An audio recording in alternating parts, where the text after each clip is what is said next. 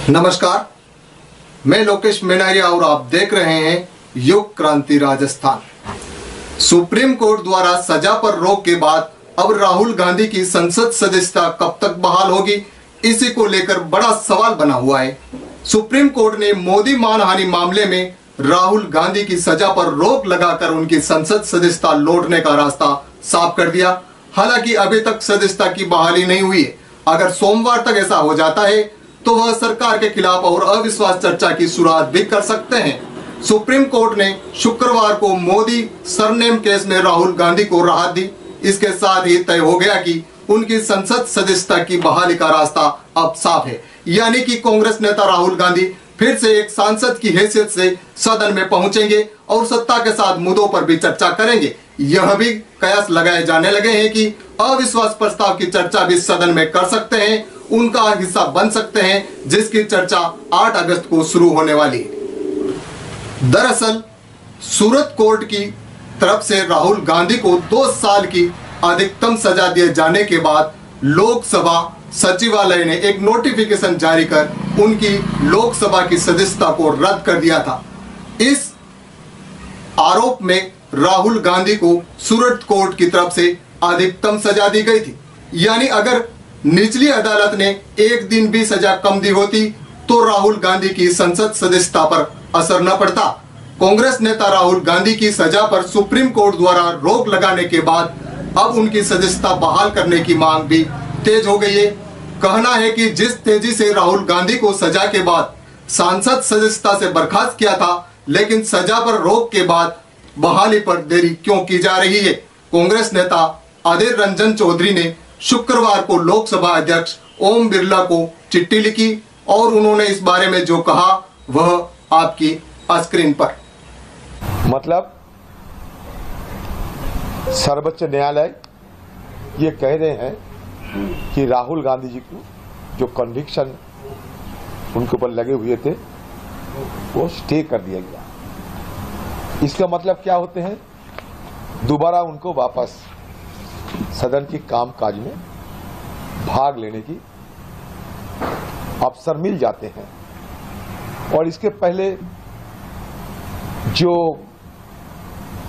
जिम्मेवारी बनते हैं स्पीकर साहब की सेक्रेटेरिएट को, उसको इस मुद्दे को संज्ञान में लेते हुए जिस त्वरित गति से, जिस रफ्तार से राहुल जी का सदन से सदस्य पद खारिज करने के लिए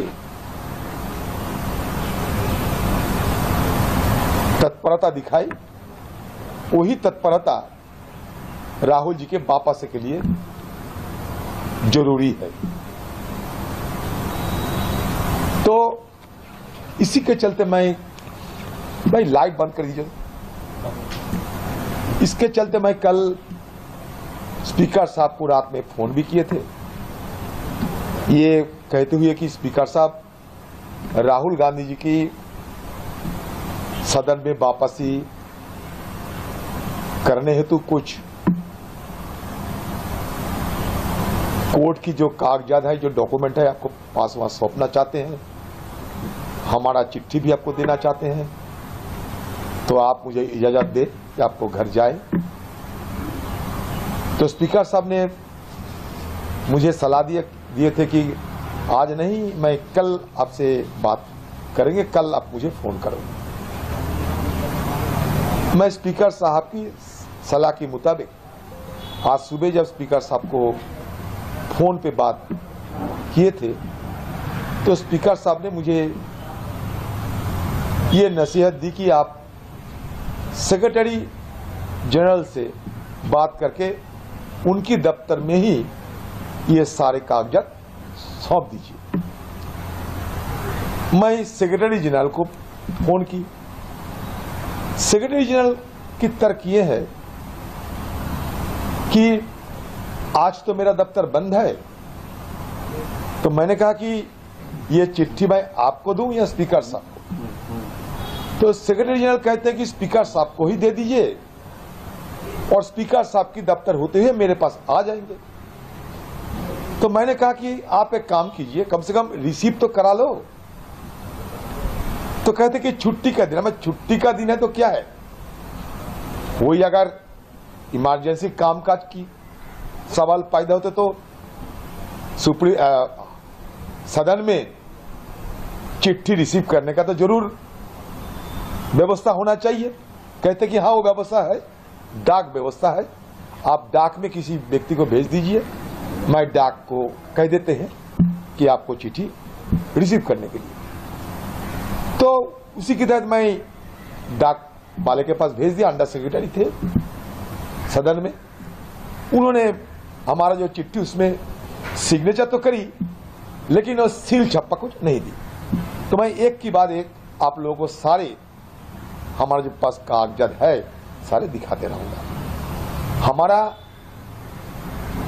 सदन चले और सदन में राहुल गांधी जी वापस आए।